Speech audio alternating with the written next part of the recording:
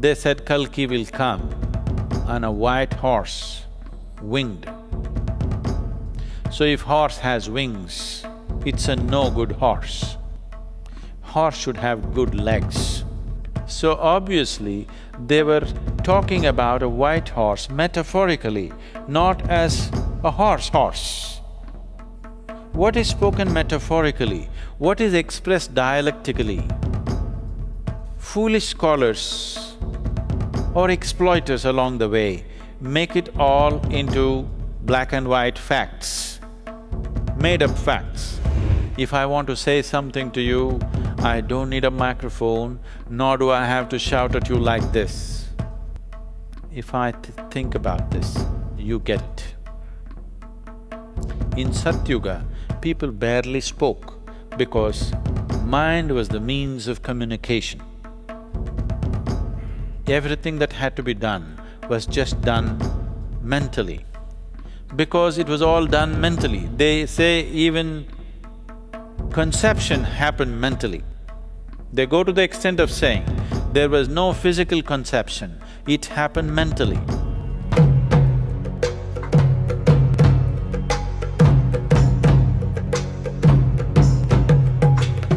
The Kali, which means the age of darkness, in the cycle of the solar system, not in the cycle of the planet, in the cycle of the solar system, it does a cycle in 25,920 years. In this, if you divide it into half, there are 4 yugas and 4 yugas, totally 8 yugas. Only the Kali and the Sat are coming together, paired together, 2 Sat Yugas, 2 Kali Yugas. But the other 2 yugas, the Dwapar Yuga and Treta Yuga are separated by Kali and Sat Yugas. Now this is… the yuga that we're talking about is significant because of the distance that we create between the solar system and the super sun around which it is going around. The further away that it goes, lesser the intelligence of the beings here. So Kali Yuga is a time when there is maximum distance. Because of this maximum distance, the human intellect is at its lowest. And then, as it starts moving closer, human intelligence will begin to blossom. Actually, they go to the extent of saying that human ability to understand and use the electrical and magnetic forces in the human system will get better as it gets closer and get worse as it gets further away. Today you know, your intelligence is essentially how your neurons crackle in the brain. Yes? If you see a kind of a simulated image of the brain, you will see it's crackling around. Can we put this image? Do we have the brain image, Blue Brain project? So, you will see it's pulsating with crackling like electricity because how much electrical charge it can carry determines how well you can think, how clearly you can think. One thing that recently the physical scientists have come to, the yogic sciences have been saying this for a long time. The physical scientists have come to this, they are saying, looking at the physical laws that rule the solar system, they feel there is no room for further development of human brain. Why this is so is, if you increase the size of the neurons, it will become more capable, but it will take too much electricity. Right now as you sit here, 20% of the energy is being spent in your brain. 20% of the calories are right now being burnt in your brain, remaining 80% for such a big part of your body. 20% is spent only here in your brain, because brain is a high power-consuming part of your body. Suppose your brain became this big, you would need too much energy, you would need such a big stomach to accommodate that. I know some of you are trying, but it doesn't work that way. That's not the way it works. If you create such a big brain, you will not be able to supply power to it. If you increase the number of neurons, then you could still do better with the same amount of power. But if you increase the number of neurons, then the way it is packed right now, the clarity of signals will go away. This is the case with many hyperactive children. The number of neurons in their brain is higher than normal. They are brilliant, but scattered all over the place. They can't think straight. They're brilliant in spurts, but nothing comes out of it because there is no clarity. So if you increase the size, it doesn't work. If you increase the number, it doesn't work. So they're saying according to the physical laws, it is not possible for human brain to evolve further, but we can learn to use it better. Right now, the way we're using it is a very mediocre way. See, that's an electric charge. So increasing the size of the brain or increasing the number of neurons are not possible, so they're coming to this conclusion that human intelligence cannot be enhanced, but it can be better used. Right now, the way we are using it is very mediocre. If more sophistication comes to the way you use it, you can increase your brain power, they're saying approximately 3,000 times than the way it is right now. 3,000 times more intelligent than the way you are right now would be incredible, isn't it? 3 times more would be fantastic. So we can learn to use it better, but we cannot evolve this brain further because the physical laws don't permit it. The yogic sciences have said this long time ago, that human intelligence and human body cannot be developed further because we have reached… the physical laws have reached this limit because the way the earth rotates around the sun and the way the moon cycles around the earth, all these things we have reached. Human body has reached that potential. It cannot go further. But at the same time, yogic sciences once again say, but your ability to use it can be enhanced by doing variety of things. One of the things that we spoke about just now is brahmacharya. That is, you can generate that kind of energy in the system that if you had 10 brains, it could still power it. If you have 25 brains, it could still power it. You could sit here and power 1,000 brains which are sitting around you by generating the necessary energy, by raising the kundalini, by bringing your energies to full force. You can power 1,000 brains if you want. That much energy is there. So we said, there are sages who are referred to as people who had 1,000 hands, 10,000 hands. Why it is being said is, what 10,000 men could do, one man is doing. In many ways, modern technology just represents that, you know. But in a much more internalized way, a human being can be in such a way that his intelligence could cover for 1,000 people or 10,000 people or 1,000,000 people, because there is another way of generating more efficient energy within the system. The scientists are looking at how body generates energy in its normal condition, and they're saying, if you have a little bigger brain, won't be able to supply power to it. But there are other ways to generate, and you don't need a bigger brain, you don't need more neurons, you need more energy. If you had more energy, more refined energy, you would see, if you had to light this hall, there was a time you need 5,000 watt bulbs we were using. Today, you use 100 watt halide, it's on. Now this hall is going to get… one of our meditators is sending it from United States to us, he manufactures the very powerful LED lamps. These bulbs are 12-volt, okay? 12-volt bulbs, they're going to light up the whole hall. This was unthinkable just 5 years ago. With 12-volt bulbs, you're going to light up such a big hall? We are going to do it. So with very little power, we are lighting up things because the way we use the power and the refinement of how it happens enhances our ability to use it. What goes for a LED lamp definitely goes for the human body and human brain. So that's what yoga is constantly exploring. So Kalki is to come to end the age. To end the age of darkness, he's supposed to come. See, the nature of time is such, nobody need to begin it, nobody need to end it, it goes on anyway.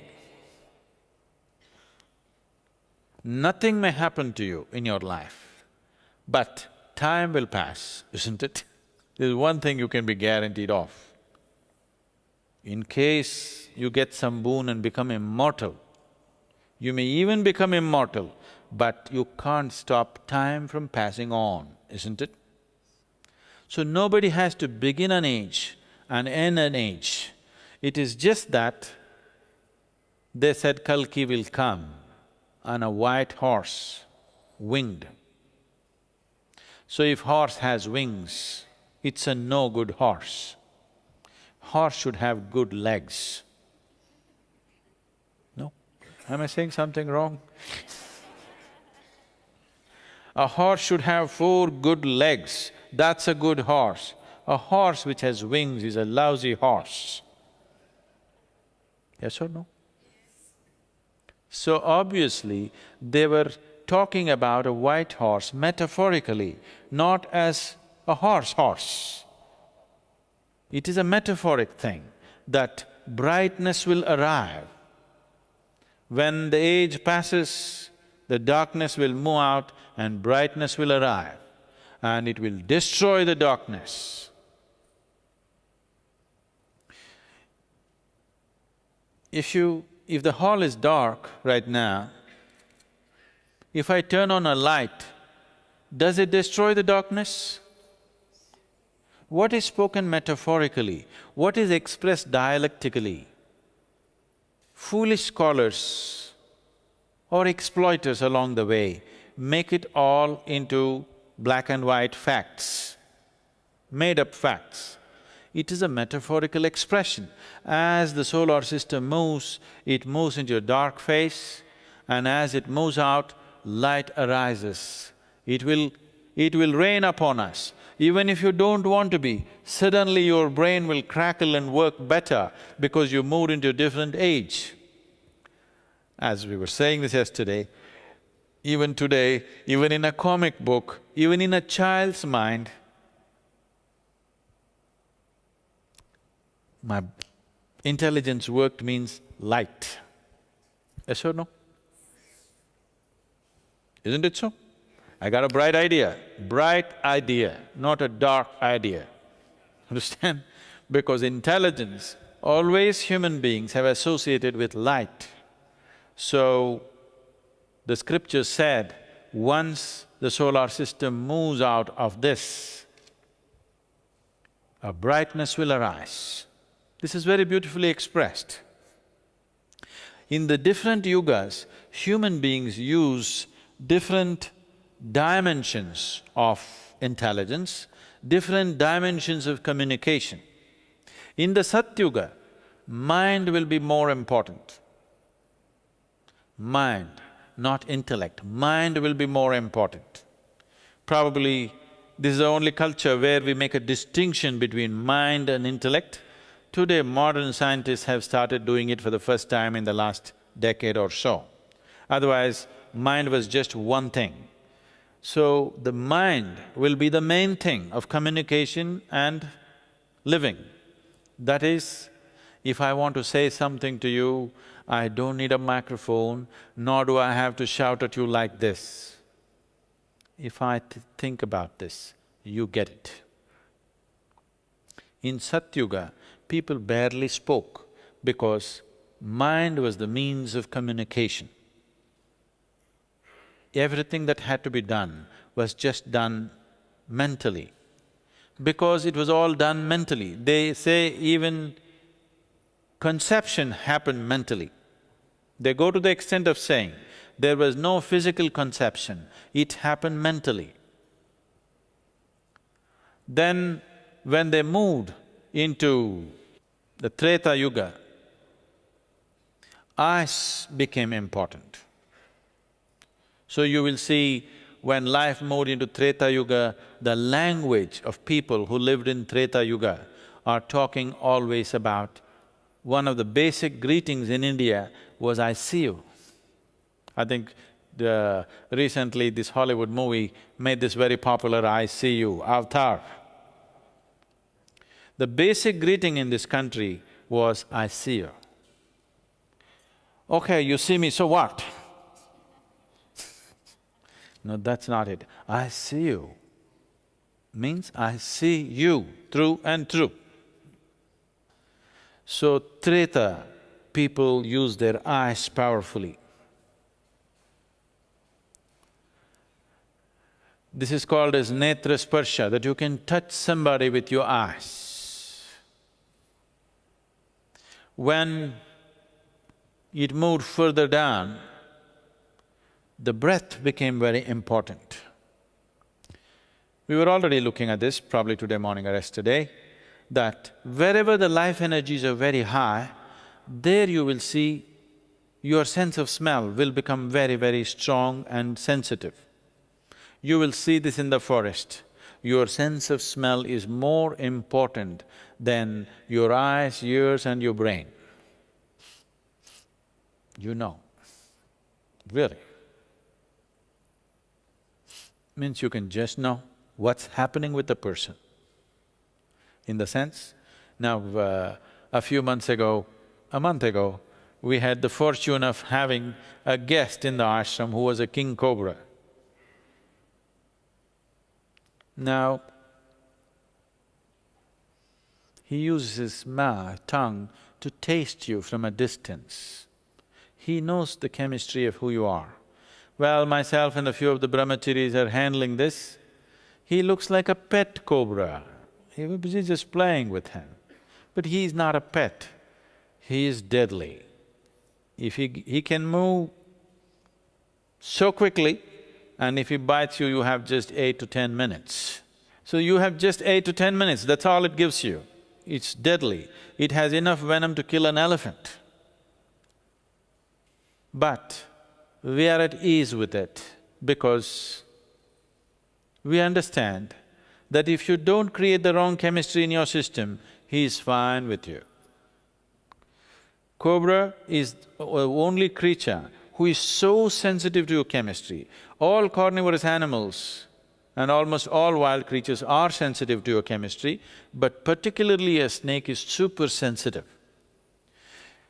You can go in the wild and just pick up a venomous snake like this, not by the head catching like this, no, just like this. He will simply come if you are at total ease. If you show a little anxiety, if your chemistry shows little anxiety, little fear, that's it, he'll go for you. Because he instantly knows what is happening in your system. So, he's perceiving this in a certain way. The reason why the yogis are always keeping a cobra next to them and the Shiva has cobra next to him is, in terms of the creatures that are available on this planet, a cobra has maximum amount of etheric aura around him. That means he is fabulous perception. So, for perception, this particular animal is helpful and his perception is something that all yogis bow down to because his perception is even better than most human beings ever can be because of the etheric aura that he creates around himself. So you will see in the story there are many tribes which call them Nagas, they have the necessary sadhana going, to generate a certain amount of etheric aura so that they can perceive what others cannot perceive. Because only what you perceive you know, the rest is all rubbish. Yes? It may be said by me, it may be said by a god, it may be written in a scripture, but it is all rubbish unless you perceive it. These dimensions of perception, mental perception, visual perception, by smell, and now, when it comes to Kali, human beings become totally verbal, their mouth becomes the biggest thing. So you need to understand this. The solar system is going through the yugas like this. If you are in tune with it, you are also going with these yugas. If you are above it, you can stay wherever you want. If you are stuck in your own things, the planet may be in Sat Yuga, you may be in your Kali Yuga. So every individual is still free to either transcend the yuga or be trampled by the yuga, or ride the yuga as it is. All the three possibilities are there. So Kali, or the end of the Kali, Kalki is supposed to come down on a white horse with wings. Don't get yourself a horse with wings, get yourself a horse with legs. This is funny, isn't it? But it was metaphorically spoken because the light or the intelligence need not necessarily come from you, it is coming because of a heavenly possibility, because the solar system is moving out of that phase. Your intelligence will come out bright and it's a gift from nature. It is dropping upon you. It is a celestial gift. Because it's a celestial gift and there are certain constellations which are seen as a flying horse. You know this? There are certain constellations which are seen as a flying horse. They said it will descend upon you and destroy your darkness. If you want to destroy darkness, nobody needs to fly on a horse and come down. If you just turn on a small light, darkness gets destroyed. Darkness is the most fragile thing. But even that people can't get rid of because they're employing wrong methods. Suppose we turn off the lights and it's dark and you decide, suppose this hall is dirty, if I tell you clean it up, all of you with great enthusiasm, if you go, probably in 15 minutes' time you can have the hall cleaned up. Now the hall is dark, then I tell you, get this damn darkness out. If all of you go with great enthusiasm, till you die, if you do, still it will not go. But if you turn on a light, it will go. That is the nature of darkness. That is why a light being on a flying horse came down and took away the darkness. Unless you have still allowed it to live within you. Ether, in various contexts, is believed to enhance human capabilities in multiple ways. Here are three perspectives on how ether might increase our capability. Spiritual and esoteric perspective. In spiritual and esoteric traditions, ether, sometimes referred to as akasha, is considered the fifth element, beyond earth, water, fire and air. It is thought to be a subtle, pervasive energy that underlies all of existence. Ether is believed to connect individuals to higher states of consciousness and universal knowledge. This connection can enhance intuition, creativity and spiritual insights, leading to greater mental and emotional clarity. Practices like Reiki, Qigong and pranic healing often involve working with etheric or subtle energy. By harmonizing and balancing this energy, individuals can improve their physical, mental and emotional health, thereby increasing overall well-being and capability. Meditative practices that focus on tuning into etheric energy can lead to deeper states of mindfulness and awareness. This can enhance cognitive functions, reduce stress, and improve emotional regulation.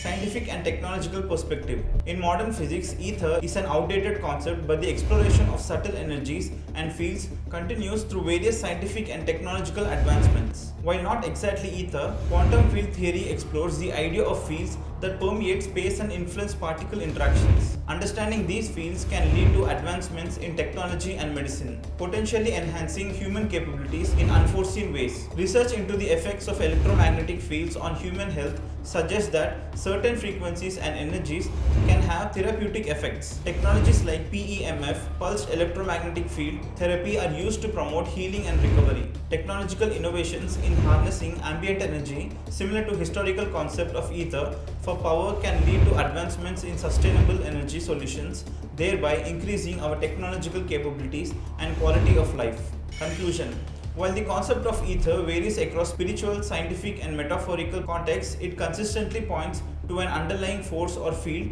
that can enhance human capabilities. Whether through spiritual practices, scientific advancements, engaging with the concept of ether can lead to greater creativity, health, innovation, and overall human potential.